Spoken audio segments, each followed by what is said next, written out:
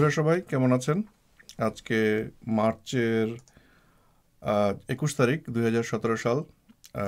London সময় সন্ধ্যা, actually evening, রাতের 8টার সময় আমরা একটা এপিসোড নিয়ে হাজির হয়েছি আপনাদের সাথে, একজন অতিথিকে সাথে নিয়ে। আহ, তার সাথে কথা বলবো। আসলে উনি নেদারল্যান্ডে থাকেন।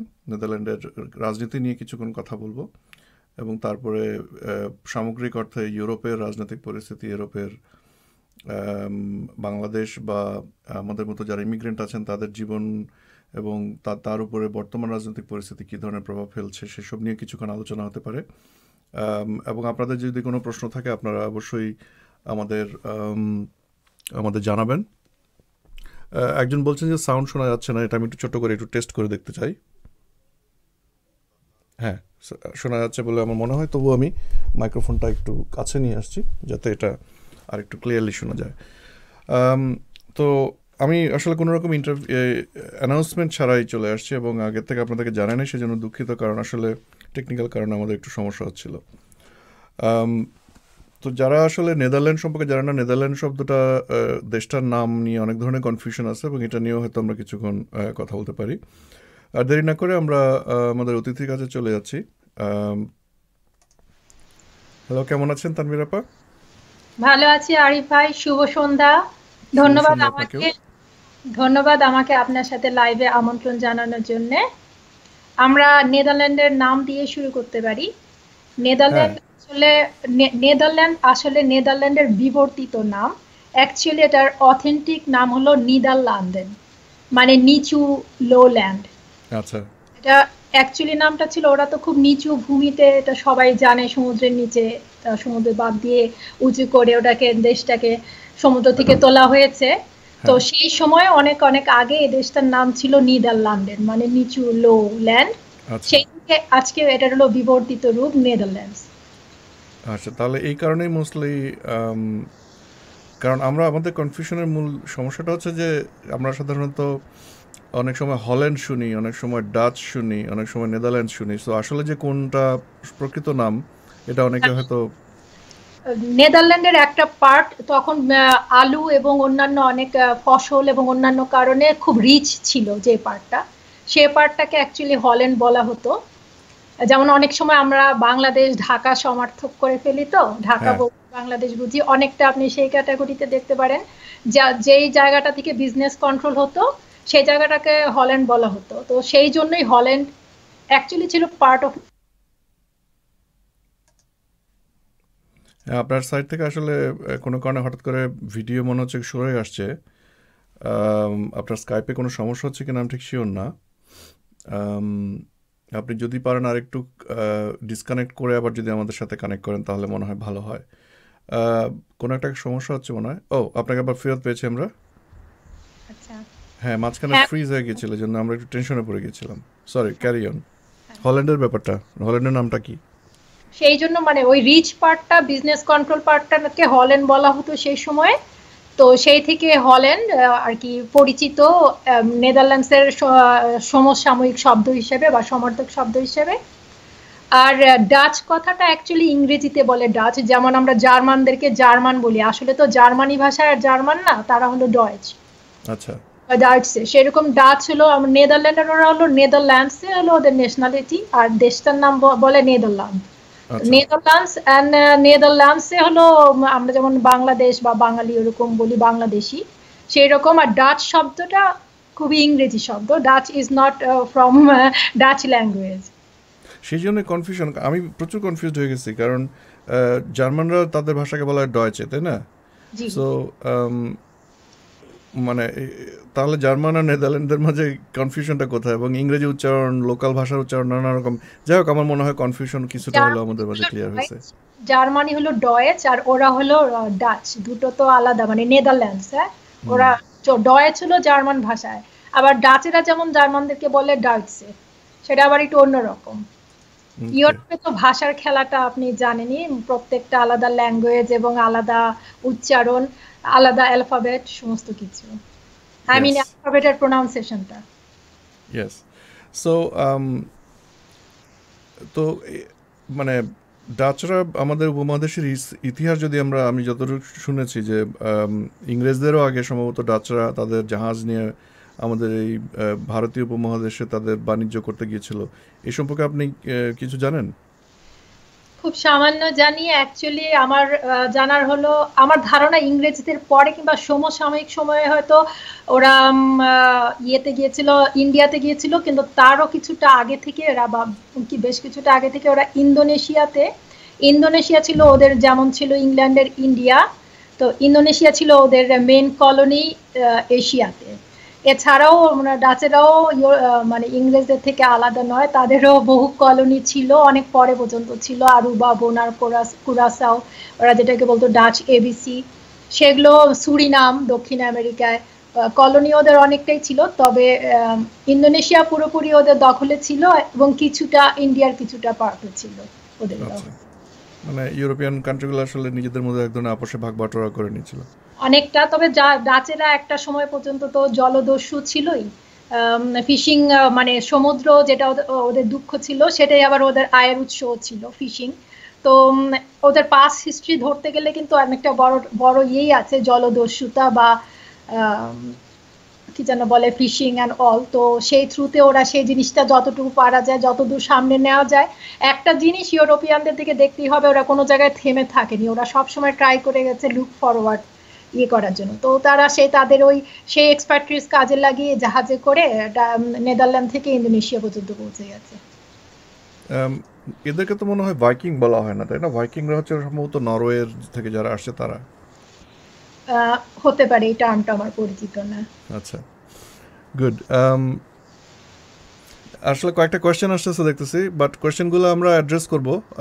অ্যাড্রেস করার আগে আমরা আসলে আমাদের আজকে যে টপিকে যে বিষয়গুলো নিয়ে আমরা কথা বলার জন্য অলরেডি মনস্থির করে আছে সেগুলোর দিকে আমরা আস্তে আস্তে যেতে পারি। সেটা হচ্ছে নেদারল্যান্ডে কয়েকদিন আগে নির্বাচন হয়ে গেল, এবং সেই নির্বাচন নিয়ে আসলে বাংলাদেশ বলেন বা পৃথিবীর অন্যান্য রাষ্ট্র বলেন কতটা মনোযোগ দিয়ে রেখেছিল জানি না, কিন্তু আমি একজন ইউরোপে থাকি, লন্ডনে, আমি ইংল্যান্ডে থাকি এবং ইউরোপের একজন অধিবাসী হিসেবে নিজেকে মনে করি, যদিও এটা আলাদা একটা দ্বীপ হিসেবে নিজেদেরকে দেখা হয়। কিন্তু নেদারল্যান্ডের নির্বাচনটা অনেক দিক দিয়ে একটু গুরুত্বপূর্ণ যে কোনো অন্য সময়ের একই দেশের নির্বাচনের থেকে।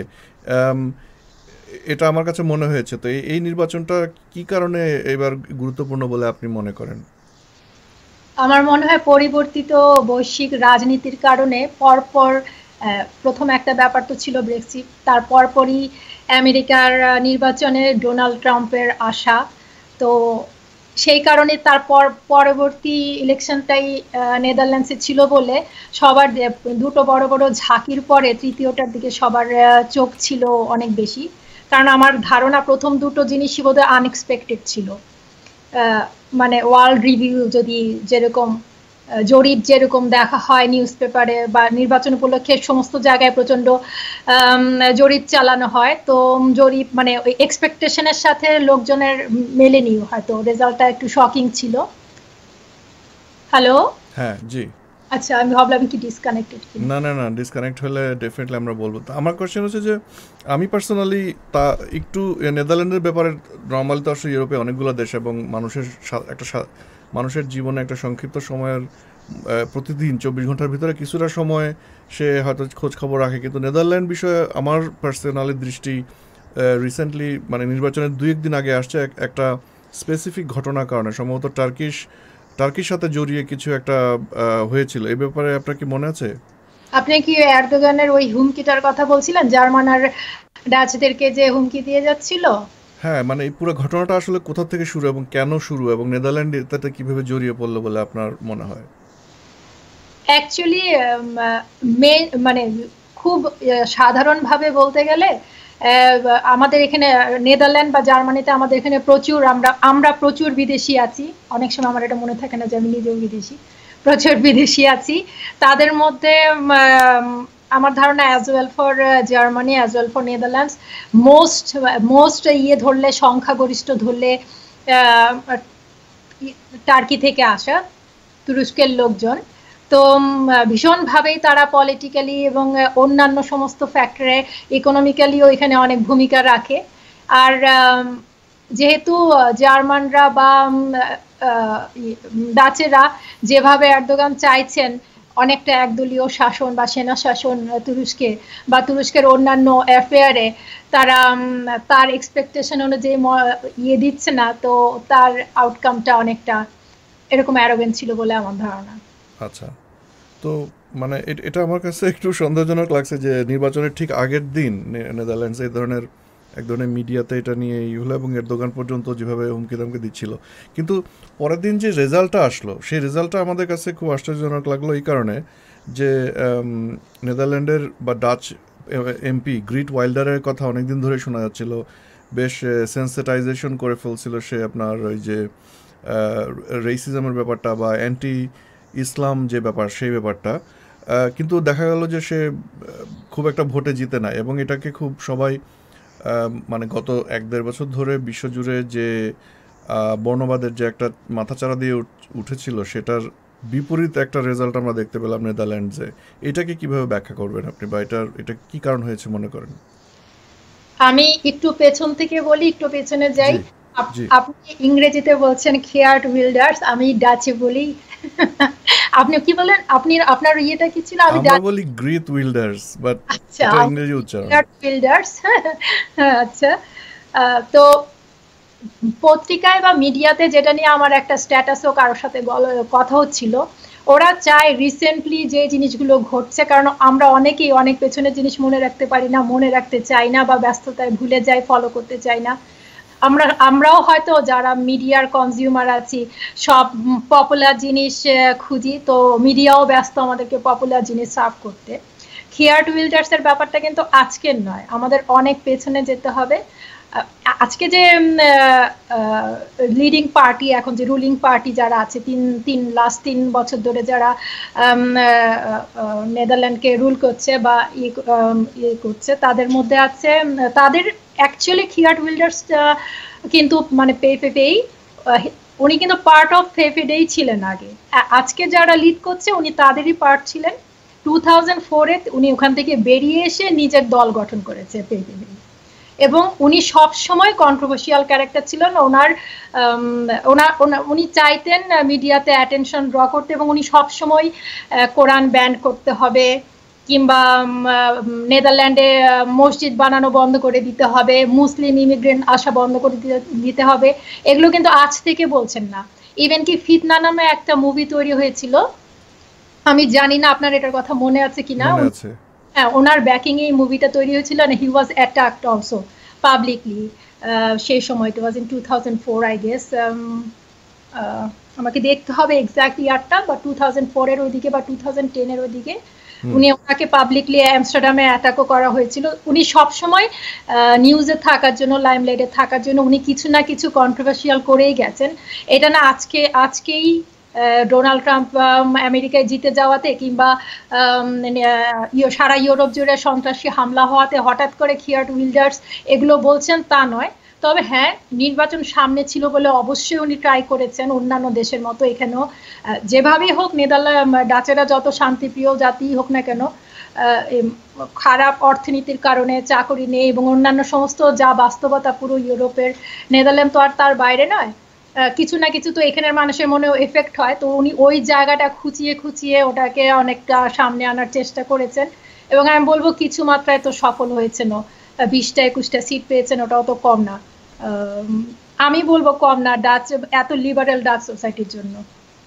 হ্যাঁ, এটা সত্য যে আমরা দেখতে পেলাম যে বর্ণবাদী বা এক ধরনের ডানপন্থী যে রাজনৈতিক ধারা, সে ধারাটা বেশ সবল হয়েছে। কিন্তু আমরা আশঙ্কা করেছিলাম যে এই ধারাটা অ্যাকচুয়ালি জেঁকে বসবে এবং গ্রেট ওয়েল্ডার জিতে যাওয়ার একটা অনেকটা ট্রাম্পের মতন করে নেদারল্যান্ডে আসার কথা ছিল, কিন্তু সেটা হয়নি। আমি বলবো যে এটা আসলে একদিক দিয়ে সুচিন্তা এবং ভাবনার আমি বলবো এক ধরনের বেঁচে গেল বলা যায়। কারণ গত ব্রিটেনেও যেটা আমরা দেখতে পেয়েছি, ব্রিটেনেও একই ধরনের ডানপন্থী চিন্তাধারার কারণে ব্রেক্সিট যে রেফারেন্ডাম, অর্থাৎ ব্রিটেন ইউরোপ থেকে বেরিয়ে যাবে, ইউরোপিয়ান ইউনিয়ন থেকে বেরিয়ে যাবে, সেটার আপনার 52% ভোটে সেই আপনার এটা জয়ী হলো, এবং সেটা এক ধরনের আমাদের জন্য হতাশার যে বিষয় ছিল, কারণ এটা আসলে প্রগতির উল্টো দিকে যাওয়ার এক ধরনের পথ আমাদের কাছে মনে হয়েছে। এবং আমেরিকা তো আসলে বলা হচ্ছে যে বলা হয় যে ফ্রি ওয়ার্ল্ডের যে নেতা হিসেবে আমেরিকা নিজেকে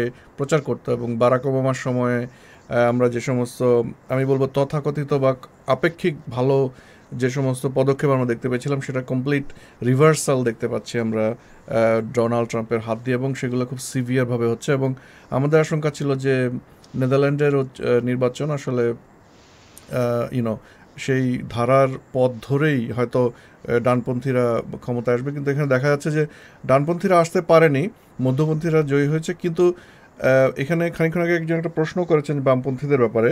আমরা দেখতে পেলাম যে আসলে বামপন্থীরা তাদের যে আপনার নির্বাচনে ভোটারদের যে ভাগ ছিল সে ভাগটা তারা খুইয়েছেন, এবং সেটার একটা বড় অংশ আসলে ডানপন্থীদের দিকে চলে গিয়েছে।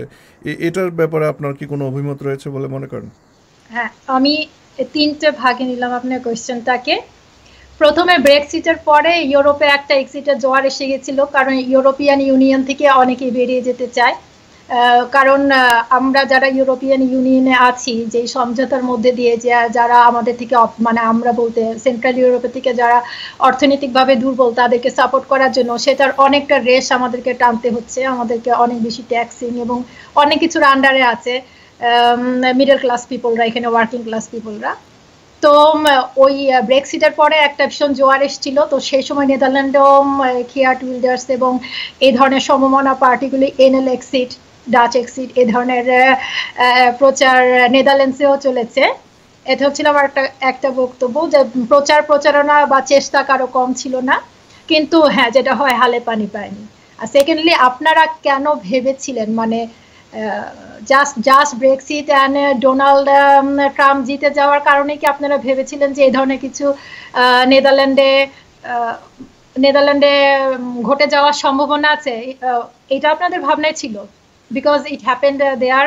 আমার কাছে মনে হচ্ছিল যে বিশ্বজুড়ে আসলে এই যে আপনার মানে জঙ্গিবাদ এবং অন্যান্য কারণে আপনার যে এক ধরনের টেনশন সৃষ্টি হয়েছে আপনার ইউরোপিয়ান তথাকথিত ওয়েস্টার্ন ইউরোপিয়ান যে সিভিলাইজেশন তার সাথে এবং ইমিগ্রেশনের কারণে, এবং প্রতিটি দেশের ভেতরেই আপনার দেখা যাচ্ছে যে মুসলিমদের বা ইসলামিস্টদের অতি বাড়াবার এই কারণে যে নেটিভ জনগণ যারা জেনারেলি শ্বেতাঙ্গ তাদের মাঝে এক ধরনের রিপার্কেশন দেখা যাচ্ছিল, এবং সেটার ম্যানিফেস্টেশন হচ্ছিল আপনার এই নির্বাচনগুলিতে। সো আমরা ধরে নিয়েছিলাম যে হতে পারে, সবাই আসলে আশঙ্কা প্রকাশ করছিল, শুধু আমরা না, আমার মনে হয় পুরো বিশ্বই এক ধরনের আশঙ্কিত ছিল, এবং সবাই এক ধরনের স্বস্তির নিঃশ্বাস ফেলেছে যে এখন মধ্যপন্থীরা এক ধরনের সুচিন্তার ইয়েরা জয়ী হয়েছে।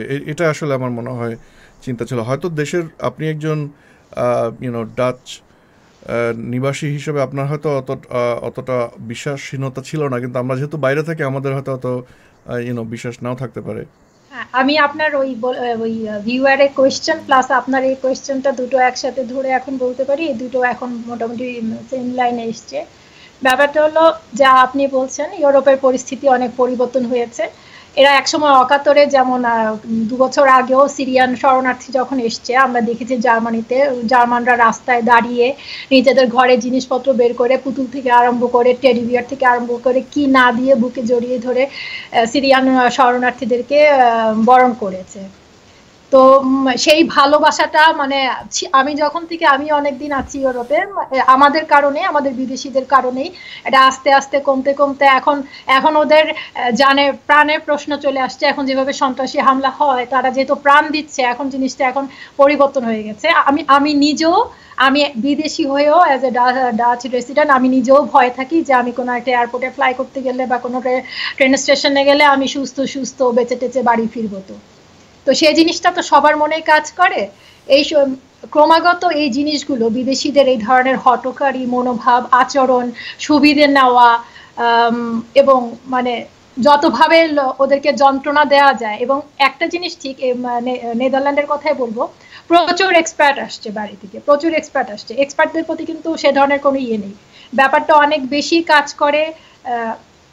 আবার বললেও বলতে হয় মুসলিম যারা আচরণে অনেক বেশি ভিজিবল মুসলিম তাদের প্রতি, কারণ তারাও যতটা অ্যারোগেন্সি দেখায় এখানে থেকে, ওদের টু বি ভেরি অনেস্ট আমাদের মানে যারা ট্যাক্স পে করছে তাদের ট্যাক্সের পয়সায় থেকে তাদেরকেই যখন এই উষ্মাটা দেখানো হয় অনেক বেশি গায়ে লাগে, বই কি সবারই লাগে। তো তো সেই আমি সময় আমি এদেরকে আসলে মানে বেশি দেখানো মুসলিম বা এই ধরনের নামে বলতে আমি তাদেরকে ইসলামিস্ট বলি, কারণ ইসলামিস্ট মানে তারা আসলে তাদের যেই দেশে বাস করে সেই দেশের বা যেই কন্টিনেন্টে বাস করে যে সেকুলার রাজনৈতিক ব্যবস্থা বা জীবন ব্যবস্থা সেটার প্রতি তারা এক ধরনের অবজ্ঞা এবং ঘৃণা প্রদর্শন করে, এবং সেই ঘৃণা এবং অবজ্ঞার উৎস হচ্ছে ইসলামিজম বা ওহাবিজম। সো তাদেরকে আমি ইসলামিস্ট বলবো। তারা মানে উগ্র মুসলিম এক জিনিস, কিন্তু ইসলামিস্ট সরাসরি যারা ধরেন তাদের ওই যে ইসলামিজমকে আরেকজনের উপর চাপিয়ে দিতে চায়, এবং সেটার কারণে তারা যেটা হয় তাদের তাদের তাদের প্রতি যে ঘৃণা বা যা বিদ্বেষ বা সেই কারণে জেনারেল যারা আসলে ওই ইসলামিস্ট মানসিকতা পালন হয়তো সরাসরি করেন না, তারাও এফেক্টেড হন। এফেক্টেড হন, সেটাই বলছি যে কোথাও থাকতে এলে তাদের রীতিনীতি, সংস্কৃতি, ভাষা এগুলোর প্রতি যদি শ্রদ্ধা না থাকে তাহলে বেরোবার আগেই ভাবা উচিত যে আমি একটা ডিফারেন্ট জায়গায় যে নিজেকে খাপ খাওয়াতে পারবো। তো এখানে এসে নেদারল্যান্ডকে যদি এখন আরব বানানোর চেষ্টা করা হয়, তো ওটা যারা নেদারল্যান্ড তৈরি করেছে তাদের জন্য কষ্টকর হবে। তো সেই জিনিসটাই কাজ করেছে যে খিয়াট উইল্ডার্স এবার 20টা সিট পেয়ে গেছেন। যে এটাও আমি বলবো বিরাট একটা, এটা কিন্তু কোনো এবার জিতে গেছে মার্ক রুটে বা ইয়েরা, কিন্তু এইটা যে খুব ভালো রেজাল্ট হয়েছে তা কিন্তু না। এটা খুবই একটা alarming sign, red alarming sign. কারণ 20টা সিট পাওয়া কিন্তু ওই ছোট দেশে অনেক বড় কথা। এটাও আপনার ভিডিও হঠাৎ করে ফ্রোজেন হয়ে গেল, আমি দুঃখিত। আম, কোনো একটা কারণে আপনার ভিডিও সম্ভবত আশা করছি আবার কিছুক্ষণ পরে হয়তো আবার ফেরত আসবে। ইন দ্য মিনটাইম আমি কিছু স্ট্যাটিস্টিক্স দেখাতে যাচ্ছি যারা আসলে এখনও আছেন। আমি আশা করব একটু পরেই উনি আমাদের মাঝে ফিরে আসবেন। আর আমি এখন দেখতে পাচ্ছি যেমন এখানে দেখা যাচ্ছে যে নির্বাচনের যে ফলাফল, সেই ফলাফলের ডিস্ট্রিবিউশন, এবং ছোট ছোট ছোট ছোট দলগুলি আসলে আচ্ছা, উনি লাইন কেটে গিয়েছে, আমি ওনাকে আরেকবার কল করার চেষ্টা করে দেখছি কী অবস্থা হয়। আশা করছি ওনাকে আমরা আবার পেয়ে যাব কিছুক্ষণের মধ্যেই। হ্যাঁ, আপনাকে আবার আমরা পেয়েছি আমাদের সাথে। সরি, আপনার লাইন কিছুটা ডিসকানেক্টেড হয়ে গিয়েছিল মনে হচ্ছে। আমিও দুঃখিত। হ্যাঁ, তো যা বলছিলাম, আপনি আপনি কি বলছিলেন? আপনি প্লিজ কন্টিনিউ করেন। 20টা সিট পাওয়াও কেয়ার উইল্ডার্সের জন্য, নেদারল্যান্ডের জন্য এটা কোনো স্বস্তির খবর না। মানে আমাদের যে হারমোনি আছে কমিউনিটিতে সেটার জন্য কোনো স্বস্তির খবর না। এটাও একটা ছোট দেশের জন্য খুবই অ্যালার্মিং সাইন। মানে ডাচ মেন্টালিটি বা ডাচ কমিউনিটির সাথে এটা যায় না। এখানে প্রচুর বিদেশি রাজ পরিবারেও প্রচুর বিদেশি লোকজন আছে, প্রচুর বিদেশি এখানে আছে। যদি খুব Dutch to Dutch family, Dutch to Dutch ব্লাডের ফ্যামিলি খুঁজতে গেলে এখানের মধ্যে খুব কমই পাওয়া যাবে। ম্যাক্সিমাম লোকজনই এখানে বাইরের পার্টনার বা সেভাবে বলতে গেলে খুব বিদেশি ওয়েলকামিং। এটা খুবই কসমোপলিটন সোসাইটি। তো সেই দিক থেকে ধরতে গেলে খেয়াট উইল্ডার্সের 20টা সিট পাওয়া আমি বলবো অনেক বড় red alarming for Dutch people, আমাদের জন্য। ওকে, অসংখ্য ধন্যবাদ আপনার মন্তব্যের জন্য। এখন আমরা যদি আমাদের আলোচনাটাকে আরেকটু ধরেন বিস্তৃত করতে চাই ইউরোপের দিকে, পুরো ইউরোপে, এবং পুরো ইউরোপে আপনার কি জানা আছে আসলে ধরেন সমগ্র ইউরোপ জুড়ে কি পরিমাণ বাংলাদেশ থেকে আসা ইমিগ্রেন্ট রয়েছে? এ ধরনের কোনো স্ট্যাটিস্টিক্স কি আপনার হাতে রয়েছে? না, নেদারল্যান্ডে 1200 জন আছে এটা জানি, আর বাকি কোথাও এক্সাক্ট নাম্বার বলতে পারবো না।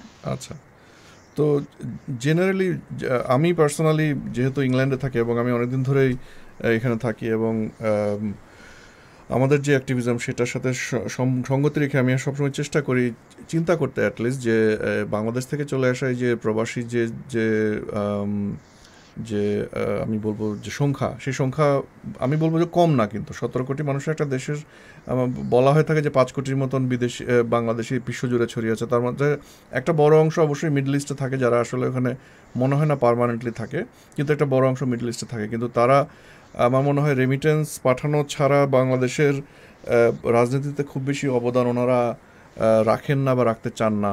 কিন্তু সেই তুলনায় আমি বলবো যে ইউরোপে আমাদের মতো প্রবাসীদের সংখ্যা কম, কিন্তু সে তবুও আমরা চেষ্টা করি বাংলাদেশের জন্য আসলে যে যার অবস্থান থেকে কিছু হলেও করবার। তো ইউরোপের ব্যাপারে আপনার কাছে যেটা জানতে চাচ্ছি, ধরেন অ্যাটলিস্ট আপনি আপনার তরফ থেকে বলতে পারেন যে এই প্রবাসী বাঙালিদের সংগঠিত করা এবং তাদের ভেতরে বাঙালি তো বজায় রাখবার জন্য আপনারা কি কোনো কর্মকাণ্ড নিয়োজিত আছেন এবং বিশ্বের বাকি যারা আছেন তারা কি ধরনের কর্মকাণ্ড করতে পারেন? আচ্ছা, আমি প্রথমে রাজনীতির ব্যাপারটাতে ফিরি।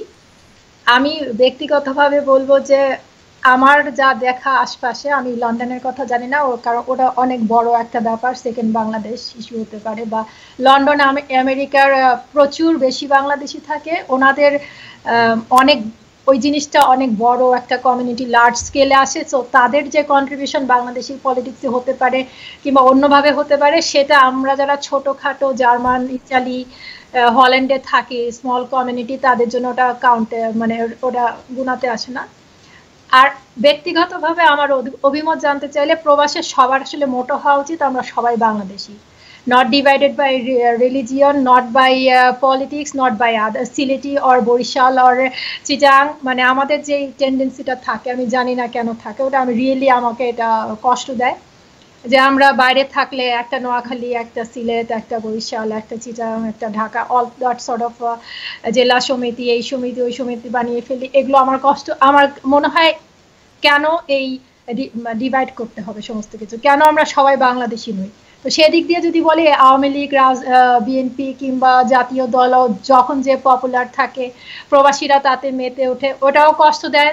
কারণ কনস্ট্রাকটিভ খুব কম জিনিসই আসে আমার ধারণা। আমি দেখি যেগুলো যেগুলো হয় মত পার্থক্য, দলাদলি, মন খারাপ বা আরো ভায়োলেন্ট আকারে কিছু হয়ে যায়, সেগুলোও কষ্ট দেয়। ব্যক্তিগতভাবে আমি প্রবাসে এগুলোর পক্ষপাতী নেই।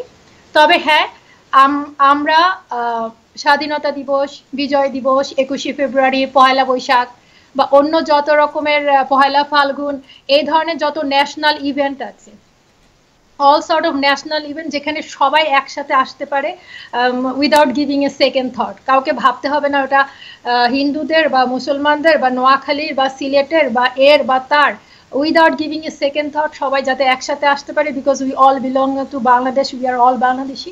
আমি সেই জিনিসটাকে সাপোর্ট করি। আমাদের ছোট একটা সংগঠন আছে, সীমানা পেরিয়ে। তো সীমানা পেরিয়ে নামটাতেই অনেক কিছু বলে দেয়, এটা একটা সেকুলার সংগঠন, এবং আমরা সবসময় ন্যাশনাল ইভেন্ট বা অন্য কিছু, যেরকম আমি বলছি যেখানে সবাই একসাথে হতে পারে, এ ধরনের কিছু আমরা অ্যারেঞ্জ করি বছরে একবার দুবার বা যেরকম সুযোগ হয়। আমাদের এমবিসি এখন যে আছে, আমাদের স্যার, এমবাসেডর স্যার এবং এমবিসি পুরো টিম, ওনারা নিজেরাও খুব সক্রিয়। ওনারা প্রায় প্রত্যেকটা অনুষ্ঠান, জাতীয় অনুষ্ঠান পালন করে থাকেন এবং সবাই সব সময় ওখানে আমন্ত্রিত থাকে। ওনাদের তরফ থেকে চেষ্টা থাকে সব কত বেশি লোকজন অ্যাটেন্ড করতে পারে। তো সেই সব দিক থেকে নেদারল্যান্ডে এখন মোটামুটি এই মানে এই পাঁচটা দেশ ভালো, সবাই মিলেমিশে আনন্দে আছে। এটা খুবই ভালো সংবাদ, কিন্তু এই এই ব্যাপারটা আসলে বিশ্বের যে অন্যান্য দেশগুলি, সেখানে বাংলাদেশের এমবাসি কি করার চেষ্টা করে বলে আপনার মনে হয়? আমি কিন্তু খুব একটা দেখতে পাই না। হয়তো আমেরিকায় মাঝে মাঝে দেখা যায়, কিন্তু আমেরিকার বাংলাদেশি এমবাসিগুলো করে কিনা আমার মনে হয় না, সেটা মনে হয় লোকাল লোকজন। আর ইংল্যান্ডে তো আসলে আমি বলবো যে এক ধরনের সম্ভবই না, কারণ ইংল্যান্ডে আপনি জানেন যে যে বিভেদের কথা বলছিলেন, সেখানে ধর্ম নিয়ে এখানে ইংল্যান্ডে বিপুল ধরনের বিভেদ রয়েছে, এবং এখানে মানুষজন নিজেদেরকে যত না বেশি মুসলমান হিসেবে পরিচয় দিতে স্বস্তি এবং গর্বিত বোধ করে, বাংলাদেশি হিসেবে পরিচয় দিতে ততটা করে না, এবং বাঙালি যে চর্চাগুলি রয়েছে সেগুলো আমরা আসলে খুব একটা দেখতে পাই না। কিন্তু ধরেন ইউরোপের অন্যান্য রাষ্ট্রে এ ধরনের কর্মকাণ্ডের কি খবর আপনার জানা আছে? আমার আমার বেশ অনেকটা দিনের তো প্রবাস জীবন হয়ে গেল, আমি এটা স্ট্রিক্টলি দেখেছি যে এটা আসলে নির্ভর করে প্রধান ব্যক্তির উপরে। আমাদের এখন যে অ্যাম্বাসেডর স্যার আছেন, শেখ মোহাম্মদ বেলাল, এটা অবশ্য ওনার প্রথম পোস্টিং। উনি যথেষ্ট বলবো কালচার, বাংলাদেশিদের জন্য হোক, কোলাবোরেশনে হোক বা এতে, উনি যথেষ্টভাবে অ্যাক্টিভ ওনার নিজের ফিল্ডে এবং অন্যান্য ফিল্ডেও। তো আমরা সবাই যে কোনো সময় যে কোনো প্রয়োজনে ওনার সাথে যোগাযোগ করতে পারি। উনি একটা ফেসবুকে পেজ এবং লাইভ করে দিয়েছে, মানে যে কোনো প্রয়োজনে যে কোনো কেউ ফেসবুকে মেসেজ দিতে পারে বা ফোন করতে পারে, যোগাযোগ করতে পারে। উনি অনেকটা ট্রান্সপারেন্সি নিয়ে এসছে। তো এই ব্যাপারগুলো, তবে এর আগেও ছিলেন গিয়াসউদ্দিন স্যার, উনি অবশ্য লন্ডন থেকে এসেছিলেন। খুব খুব স্ট্রিক্টলি আমি দেখেছি যে ডিপেন্ড করে ওই পার্সনের উপরে, যেমন যে মানে তিনি কেমন ছিলেন বা তিনি কেমন, তিনি কি চান। মাঝখানে আবার সবসময় যে এমবিসি এত সরগরম ছিল বা কমিউনিটিতে সরগরম ছিল তাও নয়। কারণ মাঝখানে আবার যারা 2-3 জন ছিলেন যারা আবার হয়তো এতটা মানে একটা 26শে মার্চ একটা ডিনার হলো, অফিসিয়াল ডিনার, যেটা হতেই হবে ডিপ্লোম্যাটদের জন্য, জাস্ট ডিনার। কিন্তু এখন এর ব্যাপারটা হয় জাস্ট ডিনারের বাইরেও অনেক কিছু এসে যায়। হ্যাঁ, একটু আড্ডা দেওয়া হলো, একটু গান বাজনা করা হলো, একটু এই জিনিসগুলো। তো এগুলো খুব স্ট্রিক্টলি হুইজ দ্য মানে ওই পার্সনটা কি চাচ্ছেন, কতটুকু এফোর্ট দিতে চাচ্ছেন, কতটুকু লোড নিতে চাচ্ছেন, তার উপর ডিপেন্ড করে।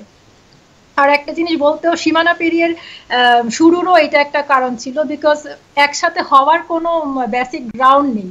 এমবিসি যখন এরকম চুপচাপ হয়ে যায়, আমরা যাব তো কোথায় যাব? আর হ্যাঁ, বেসিক্যালি আমি কোনো আওয়ামী লীগের অনুষ্ঠানেও যেতে চাই না, আমি কোনো বিএনপির অনুষ্ঠানেও জয়েন করতে চাই না, আমি একটা বাংলাদেশের প্রোগ্রাম জয়েন করতে চাই। তো আমার তো ওই অপশনটা পেতে হবে।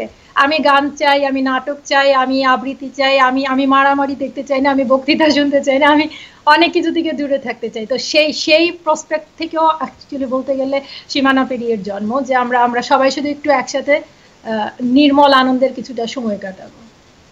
না, খুবই ভালো লাগলো শুনে। আসলে মানে আমরা তো বাঙালি, এবং আমি মনে করি যে বাঙালি অনেক বেশি সংস্কৃতি মনা, যদিও দুঃখজনকভাবে আমাদের চরিত্রের একটা অংশ রয়েছে যেটা আসলে সংস্কৃতি মনা হওয়াকে এক ধরনের নেগেটিভলি দেখতে চায়। সেই কারণে সাধারণ মানুষের মধ্যে আসলে সংস্কৃতি মনা হওয়ার যে প্রচেষ্টা, সেটার মধ্যে এক ধরনের ঢিলামি দেখা যায়, এবং এটা খুবই কষ্টকর। কিন্তু তো তার মাঝেও সংস্কৃতির চর্চাগুলি দেখতে পেলে আসলে এক ধরনের মনে হয় যে আমরা এখনও হারিয়ে যাইনি, এবং হারিয়ে যাওয়ার পথে বরং আপনারাই বাধা সৃষ্টি করছেন, যেটা খুবই আসলে ভালো সংবাদ। আমি আসলে কয়েকটা প্রশ্ন আমি দেখতে পাচ্ছি, এবং খুব বেশি না। যেমন নূর হোসেন প্রথমেই জানতে চাইছিলেন যে আমরা বাংলাদেশের সময় কাটাই রেস্টুরেন্ট আর ট্রাফিক জ্যামে, নেদারল্যান্ডের সময় কাটানোর জন্য কি করেন আপনারা? এটা খুব সুন্দর আড্ডার প্রশ্ন। আপনারা কি করেন? আমরা কি করি, আমাদেরকে অনেকটা বেশি কাজ করতে হয়। হ্যাঁ, আমাদের ট্রাফিক জ্যাম খুব সামান্য, সেই জিনিসটা ঠিক। আর রেস্টুরেন্টে যেমন আমাদের মতো যাদের বাচ্চা আছে, স্কুলে যায়, চাইলেই সন্ধ্যেবেলা রেস্টুরেন্ট চলে যাওয়া যায় না, পরদিন স্কুল আছে ভাবতে হয়। আমাদেরকে অনেকটা বেশি কাজ করতে হয়, নিজের রান্না বাড়া, ঘরের কাজ, বাচ্চার পড়াশোনায় সাহায্য করা। তো এইসব আমাদের এক্সট্রা হেল্প খুব কম, যেটা বাংলাদেশে এনি হাউ লোকে ম্যানেজ করতে পারে। প্লাস আমরা যারা শুধুমাত্র হাজব্যান্ড ওয়াইফ বাচ্চা থাকি, যাদের ধরেন বাবা মা শ্বশুর শাশুড়ির সাপোর্ট নেই, তাদের উপরে লোড অনেক বেশি যায়। যেমন একটা ডাচ ফ্যামিলির কিন্তু বাচ্চাকে মায়ের কাছে রেখে কোথাও ঘুরতে যেতে পারলো, আমাদের সেই অপশনগুলো নেই, এগুলো খুব লিমিটেড। তো আমাদের সময়টা অনেকটা স্ট্রেস, কি করে ম্যানেজ করব সেই থেকে। তবে হ্যাঁ, আমাদেরকে অনেক অ্যাক্টিভ থাকতে হয় কাজ টাজ নিয়ে। সেদিকে অবশ্য আপনাদের একটা রিলিফ, ট্রাফিক জ্যামে অনেকটা সময় কেটে গেল, বাড়িতে হয়তো কেউ রান্না করে রেখেছে, কে নিতে পারলো। মানে এটা আসলে তুলনা করা ডিফিকাল্ট আর কি। সোহাইল মতিহারি চৌধুরী, মতিহার নাকি মোতাহির চৌধুরী, উনি বলছেন, সালাম বড় ভাই। উনি অনেকক্ষণ আগে একটা মন্তব্য করেছেন যে উদারমুক্ত অর্থনীতির ঋণাত্মক প্রভাব পড়েছে পশ্চিমে, নাগরিকরা জীবন কাটাচ্ছে তৃতীয় বিশ্বের মতো, সুতরাং পপুলিস্ট মতবাদের ট্রাম্পরা জিতবে আরও। এবং এটা হচ্ছে ওনার মন্তব্য। আসলে পলিটিক্সের ব্যাপারটাতে আমরা আবার কিছুটা করতে পারি যে ফ্রান্সে সম্ভবত একটা নির্বাচনে গিয়ে আসছে, এবং জার্মানিতেও। তো সেই তিনটা দেশের মধ্যে নেদারল্যান্ডসে দেখা যাচ্ছে, যদিও আপনি বলছেন যে এটা আসলে আশঙ্কার, অর্থাৎ আপনার হোপ আরও বেশি ভালো ছিল, কিন্তু আমাদের আশঙ্কা আরও বেশি ছিল। তো এক ধরনের মধ্যবর্তী অবস্থায় এসে থিতু হলো। কিন্তু জার্মানিতে এবং ফ্রান্সে কি হতে পারে বলে আপনার মনে হয়? এখন জার্মান আর ফ্রেঞ্চ বন্ধুরা রেগে যাবে, কিন্তু কথা হলো আমি নিজেও যখন জার্মানি বা ফ্রান্সে বেড়াতে যাই, আমার মনে হয় ডাচেরা ফ্রেঞ্চ এবং জার্মানদের থেকে অনেক বেশি লিবারেল। ডাচেরা এনি যে কোনো কারোর সাথে ইংরেজিতে কথা বলবে, রাস্তা হারিয়ে গেলে রাস্তায় বেরিয়ে দেখিয়ে দেবে। ওরা ইংরেজি বলা বা ডাচ বলা বা ইয়ে নিয়ে অতটা কনসার্ন না, ওরা খুব হেল্পিং মেন্টালিটি, সাপোর্টিং মেন্টালিটি, যেটা আমি ফ্রান্স বা জার্মানিতে খুব কম দেখি। তারা নিজের ভাষা ছাড়া কথাই বলতে চায় না, অনেক সময় বিদেশি দেখলে, ট্যুরিস্ট দেখলে মুখ ঘুরিয়ে নেয়, হেল্প করতে চায় না। তো সেইটা আমি বলবো। আর তারপরে টাচউড, নেদারল্যান্ডে কোনো রকমের সন্ত্রাসী হামলা সেভাবে ঘটেনি, ফ্রান্সে ঘটে গেছে পরপর, জার্মানিতেও ঘটে গেছে পরপর। আমি যদি ওখানে অন্য রকমের আউটকাম হয়, খুব খুব বেশি অবাক হব না, কারণ এতগুলো ঘটনা সার্ভাইভ করার পরে কারো কাছ থেকে সে ধরনের ইমিগ্রেন্টদের প্রতি সিম্প্যাথি আশা করাটাও বোকামি, মানে অনেক বেশি এক্সপেকটেশন বলবো।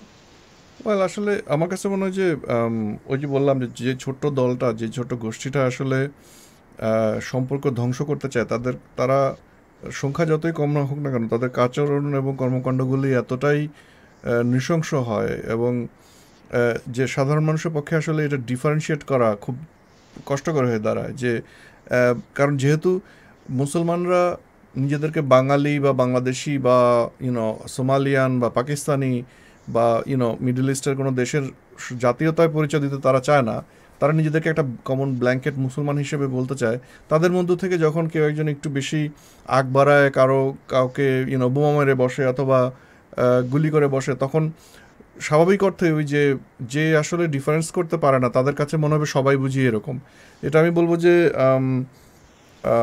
এটা এটা সম্ভব, এরকম এই ধরনের চিন্তা আসলে করে, এই জন্য আসলে দোষ দেওয়া উচিত না। এবং অবভিয়াসলি এখানেও আপনার ওই যে তালিতারা, মানে বর্ণবাদী যে ব্যাপারটা বাড়ে, আপনার উগ্র, আমি বলবো ডানপন্থী, যে এখানকার যে ডানপন্থী আপনার খ্রিস্টান বর্ণবাদী যারা, তারাও তো আসলে বসে থাকে, কারণ তারা ইউরোপের মানবতাবাদের প্রবৃদ্ধির কারণে আসলে তারা এক ধরনের হারিয়ে যাচ্ছিল, কিন্তু দেখা যাচ্ছে যে মুসলমানরা এসে খোঁচাচ্ছে এবং সেটার বিপরীতে তারা বরং এখন একটা এক্সকিউজ পাচ্ছে যে দেখো মুসলমানরা এইসব করতেছে, আমাদের কালচার টালচার ধরে টান দিচ্ছে, সুতরাং আমরা আমাদের পুরানো সেই টেম্পলার নাইট এবং আমাদের ক্রুসেড আমাদের ফেরত আনতে হবে, না হলে আমরা আমাদের ইউরোপ আর থাকবে না। এবং এটাতে অনেকেই সাধারণ মানুষ আসলে তাদের যেহেতু হিস্টোরিক্যাল ওই শিক্ষাটা তাদের থাকে, তারা সামহাও ওই মিডিয়ার ফেরে ব্যাপারে রিলেট করে তারা তখন ওই যে গ্রিট ওয়াইল্ডার বা ট্রাম্পের মতন যারা পপুলিস্ট, তাদের ওই স্রোতে চলে যায়। কিন্তু এটাতে আসলে কাদের লাভ হচ্ছে আমি জানি না, বাট আমার মনে হয় ক্ষতিটা হচ্ছে আসলে প্রোগ্রেসিজম বলেন বা মানবতাবাদ বলেন বা সেকুলারিজম বলেন, সেটার আলটিমেটলি ক্ষতি হচ্ছে। আমার মনে হচ্ছে যেন খ্রিস্টান ধর্ম এবং মুসলিম ধর্ম এক ধরনের আপোষে ঝগড়া করে যুদ্ধ বাধায় আপনার সেকুলারিজম বা হিউম্যানিজম, সেটাকে ধ্বংস করার জন্য আমার মনে হচ্ছে এক ধরনের পরোক্ষ যুদ্ধে মত্ত। এটা এটা খুব মানে আতঙ্কের বিষয় আমার কাছে মনে হচ্ছে। এটা অবশ্যই আতঙ্কের বিষয়, এটা পুরো মানব জাতির জন্য আতঙ্কের বিষয়, কারণ এই ঘৃণার চাষ কাউকে নিরাপদ রাখবে না, কেউ না কেউ এটার কোনো না কোনো দিন সবাই এর শিকার হবেই, এটা সবার জন্যই আতঙ্কের বিষয়। একটা তথ্য আসলে আমি ছোট করে দিতে যাচ্ছি, সেটা হচ্ছে মেয়েদের প্রজনন স্বাস্থ্য যে ব্যাপারটা, সেটার জন্য আমেরিকার তরফ থেকে একটা বড় ফান্ডিং ওয়ার্ল্ড ওয়াইড আপনার এনজিওগুলিকে দেওয়া হতো, সেটা হচ্ছে অ্যাবর্শনের জন্য। অর্থাৎ আমি যদি অনাকাঙ্ক্ষিত কোনো নারী যদি গর্ভ ধারণ করেন এবং তিনি যদি চান যে না তিনি এই শিশু সন্তানের জন্য তৈরি না, এবং তিনি এই অ্যাবর্শন করতে চান, গর্ভপাত করতে চান, সেটার জন্য আপনার ফান্ডিংয়ের একটা ব্যাপার আছে, কারণ স্বাস্থ্য নিশ্চিত করতে হবে। আমেরিকা এতদিন কিন্তু ফান্ডিং করে আসছে, ট্রাম্প এসে হঠাৎ করে সেই ফান্ডিং বন্ধ করে দিল, কারণ এটা নাকি তার ধর্মে নাই। তখন নেদারল্যান্ড আপনার দেখা যাচ্ছে যে তারা সম্প্রতি ঘোষণা দিয়েছে যে ফান্ডিংয়ের যে অংশটা আমেরিকা দিত সেটা আমেরিকা যদি বন্ধও করে দেয়, সেটা নেদারল্যান্ড সম্ভবত এটা কম্পেনসেট করবে, বা নেদারল্যান্ড সহ অন্যান্য কিছু রাষ্ট্র আসলে এটাতে যোগ দিতে যাচ্ছে। এটা আসলে উল্লেখ করলাম এই কারণে, বোঝানোর জন্য যে বিশ্বে আপনার প্রগতিশীল এবং মানবতাবাদী চিন্তারকে সমর্থন করার জন্য যে কয়েকটি দেশ রয়েছে তাদের মাঝে নেদারল্যান্ড একটি। এবং আমরা জানি যে বাংলাদেশ থেকে যে অনেক ব্লগার বাংলাদেশে যারা জীবন হুমকির সম্মুখীন ছিল, তারা তাদের মধ্যে থেকে যারা ইউরোপে অ্যাসাইলাম গ্রহণ করেছেন, তাদের মধ্যে কয়েকজন নেদারল্যান্ডেও এসছেন, এবং তাদেরকে সহায়তা সম্ভবত আপনি কিছুটা করেছেন। সেই রকম কিছু সহায়তা আমি করিনি, জাস্ট বন্ধুদের সাথে যোগাযোগ যেমন থাকা, বন্ধুদের সাথে যোগাযোগ থাকা যেটুকু সেটুকুই, তার বেশি কিছু না। আমি খুবই সামান্য মানুষ, এর মধ্যে আমার কোনো ভূমিকাও ছিল না। তবে একটা জিনিস বলবো যে নেদারল্যান্ডের ব্যাপারে, যেটা আমি কেন বললাম যে খিয়ার্ট উইল্ডার্সের এখানে জিতাটা একটু টাফ ছিল, নেদারল্যান্ড হলো নাম করা এথিস্ট দেশ। নেদারল্যান্ডের মানে আমার জন্ম থেকেও যদি ধরি তারও 20 বছর আগে থেকেও যদি ধরি 60 ইয়ার্স ধরে ধরেন সেভাবে টিল 60 যাদের এজ তারা সেভাবে কোনো সেমেটিক ধর্মে বিশ্বাসী নয়। তারা ক্রিসমাসেও চার্চে যায় না, তাদের চার্চগুলো এখন ম্যাক্সিমাম চার্চ, এটা আমি জানি আমার কাজের থ্রুতে, ম্যাক্সিমাম চার্চ এখন ওয়েডিং হল হিসাবে সিনেমা শুট করার জন্য, আবার অনেক জায়গায় জাস্ট লোকদেরকে থাকতে রুম করে করে ভাড়া দেওয়া হচ্ছে। চার্চের এখন চার্চগুলো ফেলে রাখলে রক্ষণাবেক্ষণ এবং পয়সা কস্ট করে, তার থেকে এখন কমে মিউনিসিপ্যালিটি ভেবেছে এগুলোকে কি করে ইউজ করে এগুলো থেকে পয়সা আয় করা যায়। তো সেই দিক দিয়ে যদি ধরেন যে ওরা এতটাই লিবারেল এবং ওরা এতটাই মানবতাবাদী অন্যান্য অনেক দিকেও, শুধু বাংলাদেশ বলে না, এই সমস্ত দিকে ওদের ফান্ডিং প্রচুর থাকে, প্রচুর পয়সা এই খাতে ওরা ব্যয় করে।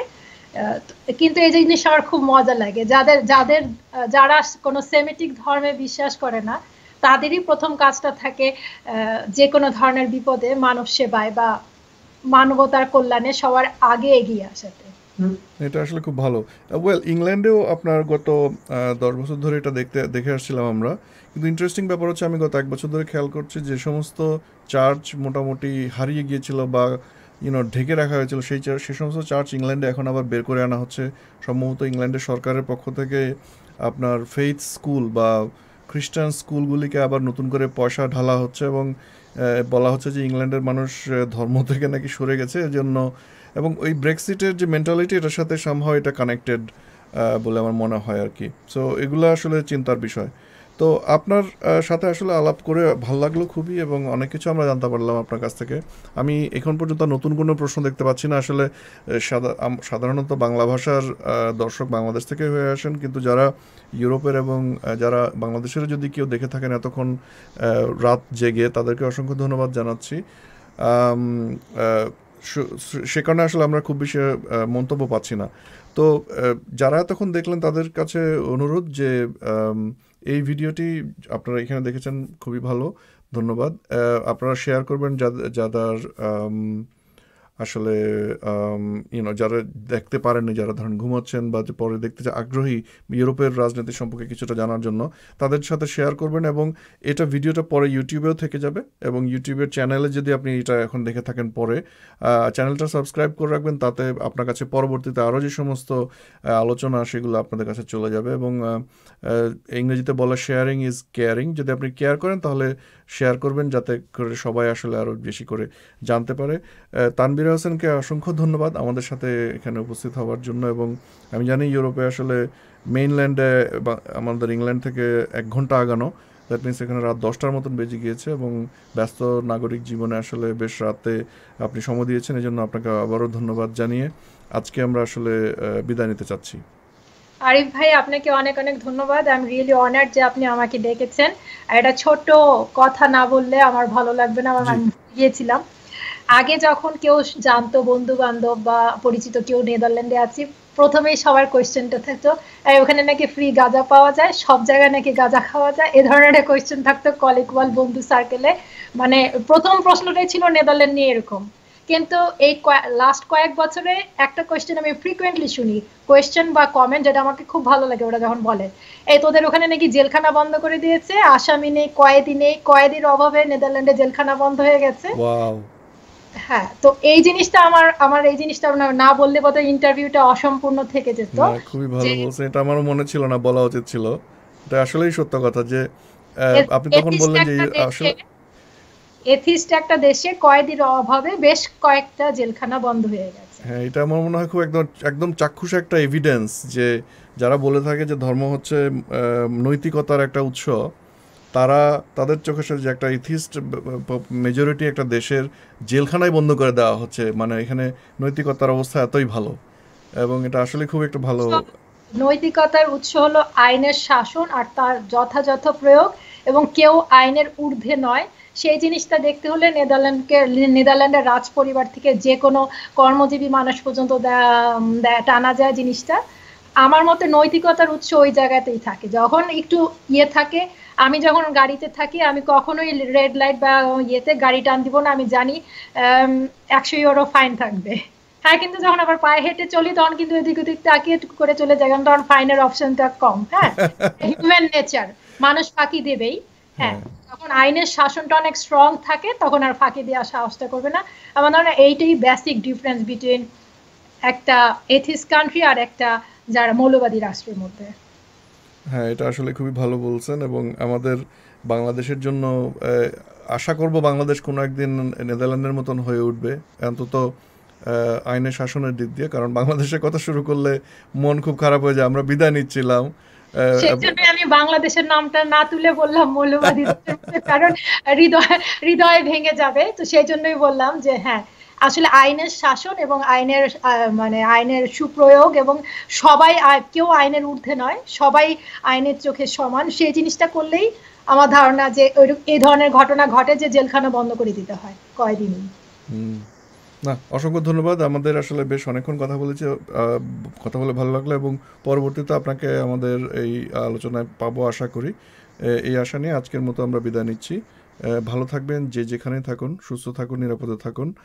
পরবর্তীতে কোনো একটি পর্বে আবার আপনাদের সাথে দেখা হচ্ছে। আরিফুর রহমান, লন্ডন থেকে।